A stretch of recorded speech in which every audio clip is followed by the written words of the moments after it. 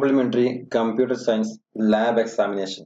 എങ്ങനെ ഒരു lab examination attend ചെയ്യാം, അതിൽ എന്തെല്ലാം കാര്യങ്ങൾ ശ്രദ്ധിക്കണം, അതുമായി ബന്ധപ്പെട്ട കുറച്ച് കാര്യങ്ങളാണ് ഇന്ന് പറയാൻ പോകുന്നത്.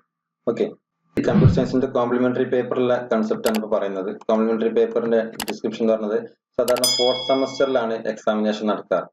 2nd സെമസ്റ്ററും ഫസ്റ്റ് സെമസ്റ്ററും തിയറി പേപ്പറും 3rd-ഉം 4th ആണ് ലാബ് എക്സാം ഓറിയന്റഡ് ആയിട്ട് പേപ്പേഴ്സ് വരുന്നത്.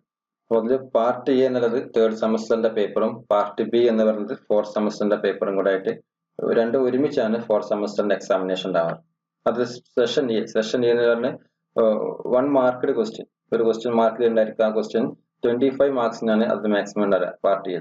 അതിൽ സി പ്രോഗ്രാമിംഗ് എന്നുള്ളതാണ് സാധാരണ കോംപ്ലിമെന്ററി പേപ്പറിന്റെ ആ പേപ്പറിന് പാർട്ട് എ. അതിൽ അറ്റംപ്റ്റ് ക്വസ്റ്റ്യൻ എന്ന് പറഞ്ഞാൽ ഫസ്റ്റ് ഡിസൈൻ ഫേസ് ആണ്, അതായത് അൽഗോരിതം അല്ലെങ്കിൽ ഫ്ലോ ചാർട്ട് അല്ലെങ്കിൽ യൂസർ ഇന്റർഫേസ്, പിന്നെ ഡിസൈൻ വിൻഡോ, ഇതിൽ ഏതെങ്കിലും ഒന്ന് വരച്ചു വെക്കുക. ഓക്കെ, അപ്പൊ അതിനാണ് 5 മാർക്സ് സ്റ്റോർ ചെയ്യുന്നത്.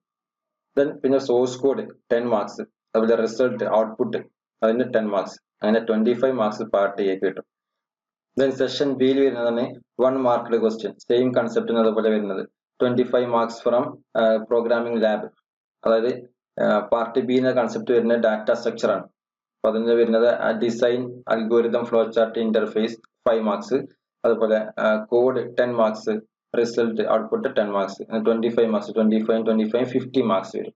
ദെൻ ലാബ് വൈവയ്ക്ക് 10 മാർക്സ്, ദെൻ ലാബ് റെക്കോർഡിന് 4 മാർക്സ്, അങ്ങനെ 64 മാർക്സിനാണ് ടോട്ടലായിട്ട് കോംപ്ലിമെന്ററി പേപ്പറിന് വരുന്നത്.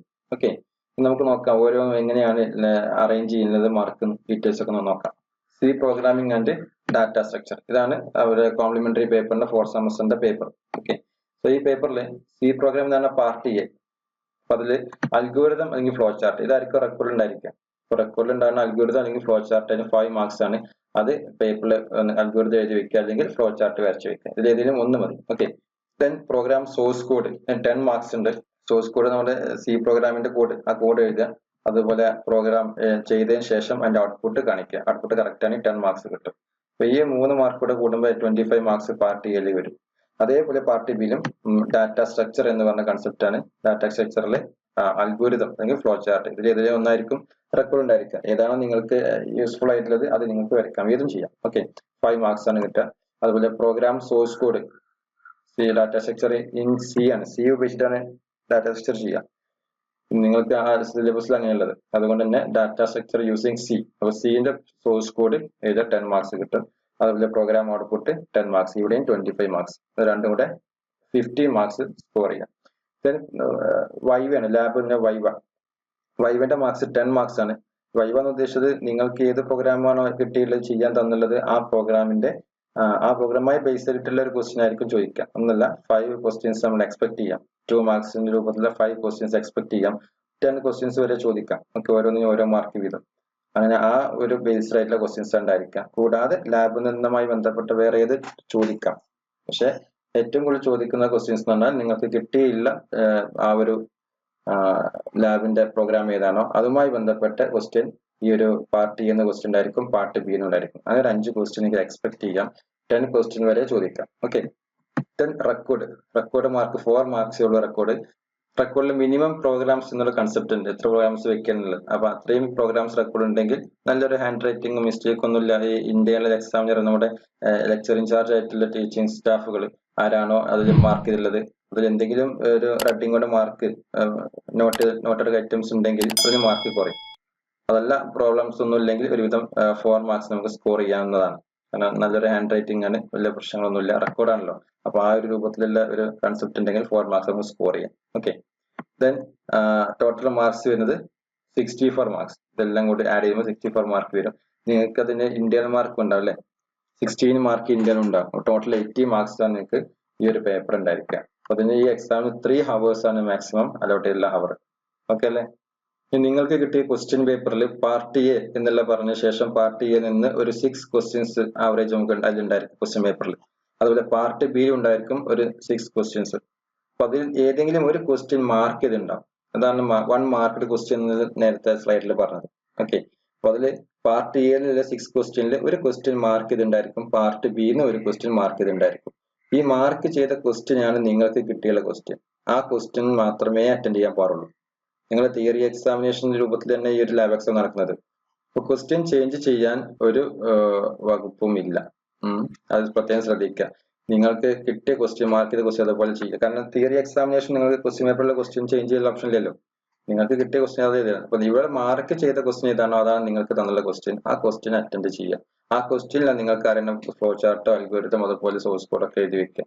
ഇതാണ് ബേസിക് ആയിട്ട് ശ്രദ്ധിക്കേണ്ട ഒരു കാര്യം. ഓക്കെ, ദെൻ 3 ഹവേഴ്സിന്റെ ക്വസ്റ്റ്യൻ എക്സാമിനേഷൻ ആണ് 3 ഹവേഴ്സ്. അപ്പൊ അത് നമ്മൾ പ്രത്യേകം ശ്രദ്ധിക്കുന്നതാണ് time management. We must schedule the time. 3 hours എങ്ങനെ നമ്മൾ ഷെഡ്യൂൾ ചെയ്ത് വെക്കുക. പൊതുവെ കുട്ടികൾ ലാബ് എക്സാമിന് ടൈം കിട്ടിയില്ല എന്ന് പറയാറുണ്ട്. അപ്പൊ അതിന് എന്താ ടൈം മാനേജ്മെന്റ് നമ്മൾ ശ്രദ്ധിക്കണം. 3 ഹവേഴ്സ് ആണ് എക്സാമിനേഷൻ കണ്ടക്ട് ചെയ്യുന്നത്. അപ്പൊ അതിൽ തന്നെ 1.5 ഹവേഴ്സ് ഈച്ച് ടൈം. അങ്ങനെ നമ്മൾ സ്പ്ലിറ്റ് ചെയ്ത് കഴിഞ്ഞാൽ ബാക്കിയുള്ള 20 minutes for writing program. 20 minute എങ്കിലും മാക്സിമം എടുക്കാൻ പാടുള്ളൂ നിങ്ങൾ ആ എക്സാമിനേഷന്റെ റൈറ്റിന് പ്രോഗ്രാം എഴുതാൻ. ആൽഗോരിതം, ഫ്ലോ ചാർട്ട് അല്ലെങ്കിൽ യൂസർ ഇന്റർഫേസ്, പിന്നീട് വരുന്ന കണ്ടന്റ് ആണ് പ്രോഗ്രാം സോഴ്സ് കോഡ്. ഈ പ്രോഗ്രാം സോഴ്സ് കോഡും അതുപോലെ അൽഗോരിതം ഇതൊക്കെ എഴുതാനുള്ള ടൈം പാർട്ട് എക്ക് ഈ 20 മിനിറ്റ്സിന് മാക്സിമം എടുക്കാൻ പറ്റുള്ളൂ. അതുപോലെ പാർട്ട് ബിക്കും 20 മിനിറ്റ്സ്. ടോട്ടൽ 40 മിനിറ്റ്സ് കൊണ്ട് ഈ ഒരു റൈറ്റിംഗ് പ്രോഗ്രാം ആ പ്രോഗ്രാം എഴുതി കാണിച്ചു കൊടുക്കണം എക്സ്റ്റേണൽ. അപ്പൊ അതിനുശേഷം മാത്രം സിസ്റ്റം ഓൺ ചെയ്യാൻ ടൈം ഉണ്ടാവുള്ളൂ. അപ്പൊ പ്രോഗ്രാം ആദ്യം ഫസ്റ്റ് ടൈം എഴുതി കാണിക്കാം. അതിനുശേഷമുള്ള കൺസെപ്റ്റിന് നമുക്ക് എക്സാമിനേഷൻ എഴുതാനുള്ള ടൈം, ചെയ്യാനുള്ള ടൈം. ഓക്കെ, അപ്പൊ നിങ്ങൾ എഴുതുന്ന സമയത്ത് ഈ പ്രോഗ്രാം കംപ്ലീറ്റ് ചെയ്ത് വെക്കുന്നത് അതിന്റെ മെയിൻ ആയ പാർട്ടുകളെല്ലാം ഉണ്ടായിരിക്കണം. എങ്കിൽ മാത്രമേ മാർക്ക് സ്കോർ ചെയ്യാൻ കഴിയുള്ളൂ. കാരണം 10 മാർക്സ് ഉണ്ട്, അതേപോലെ 10 മാർക്സിന് ഔട്ട്പുട്ട്.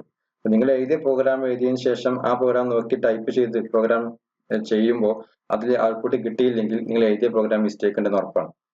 അപ്പൊ അതുകൊണ്ടാണ് പറഞ്ഞത് നിങ്ങൾ എഴുതുമ്പോൾ അത് മെയിൻ പാർട്ടുകളൊക്കെ ഉണ്ടായിരിക്കണം. അതിനുശേഷം എക്സ്റ്റേണൽ കാണിക്കുക. എക്സ്റ്റേണൽ കാണിച്ചതിന് ശേഷം വെരിഫിക്കേഷൻ കിട്ടിയതിനു ശേഷം മാത്രം സിസ്റ്റം ഓൺ ചെയ്യുക. അപ്പൊ സിസ്റ്റം ഓൺ ചെയ്ത് കഴിഞ്ഞാൽ നിങ്ങൾക്ക് പ്രോഗ്രാം ചെയ്ത് തുടങ്ങാം. അപ്പൊ അതിൽ പിന്നെ എന്തെങ്കിലും സെമിക്കോളൻ മിസ്സിംഗോ സിന്റാക്സ് ഒക്കെ ഉണ്ടായിരിക്കാം ഒരു പക്ഷേ നിങ്ങൾ എഴുതുന്ന സമയത്ത്. അത് നമുക്ക് പിന്നീട് പ്രോഗ്രാം എഴുതിയതിനു ശേഷം ഔട്ട്പുട്ട് കിട്ടിയതിനു ശേഷം കറക്റ്റ് ചെയ്യാം. ഓക്കെ, അപ്പൊ അങ്ങനെയാണ് ടൈം മാനേജ്മെന്റ് നോക്കേണ്ടത്. ക്ലിയർ ആയില്ലേ? ലാബൊക്കെ കയറുമ്പോൾ നിങ്ങൾ കയറുമ്പോൾ തന്നെ ശ്രദ്ധിക്കുക, നമുക്ക് റെക്കോർഡ് മസ്റ്റ് ആണ്. റെക്കോർഡ് ഫുൾഫിൽഡ് ആയിട്ടുള്ള റെക്കോർഡ് ഉണ്ടായിരിക്കണം. റെക്കോർഡും ഹാൾ ടിക്കറ്റ് ഉണ്ടെങ്കിൽ ലാബിക്ക് കയറാൻ പറ്റുള്ളൂ. അപ്പൊ അതുകൊണ്ട് തന്നെ റെക്കോർഡിൽ ബൈൻഡ് ചെയ്ത റെക്കോർഡും സൈനും സീലൊക്കെ എല്ലാം വെരിഫൈ ചെയ്യുക. ഇതിൽ ഏറ്റവും ഇമ്പോർട്ടന്റ് ആയ കാര്യം നമ്മൾ ശ്രദ്ധിക്കേണ്ടത് ഇതാണ്. നമ്മൾ ടൈം മാനേജ്മെന്റിലെ ഈ 20 മിനിറ്റ്സ് വളരെ പെട്ടെന്ന് തന്നെ പ്രോഗ്രാം ചെയ്ത് കൊടുക്കുക. പാർട്ടി എ 20 മിനിറ്റ്സും പാർട്ടി ബി അങ്ങനെ 40 മിനിറ്റ്സ് കൊണ്ട് മാക്സിമം 40 മിനിറ്റ്സ്, അതിന്റെ അപ്പുറത്തേക്ക് ഒരിക്കലും പോകരുത്. അരമണിക്കൂർ കൊണ്ട് എഴുതി കഴിഞ്ഞാൽ അത്രയും നല്ലത്. ഇതാണ് നമ്മൾ വളരെ ഇമ്പോർട്ടന്റ് ആയി നോക്കേണ്ടത്. അത് എഴുതി കാണിച്ചു കൊടുത്തു കഴിഞ്ഞാൽ വളരെ പെട്ടെന്ന് നമുക്ക് പ്രോഗ്രാം ചെയ്യാനുള്ള ഒരു കോൺഫിഡൻസ് കിട്ടും. Okay, anyway all the best. Thank you.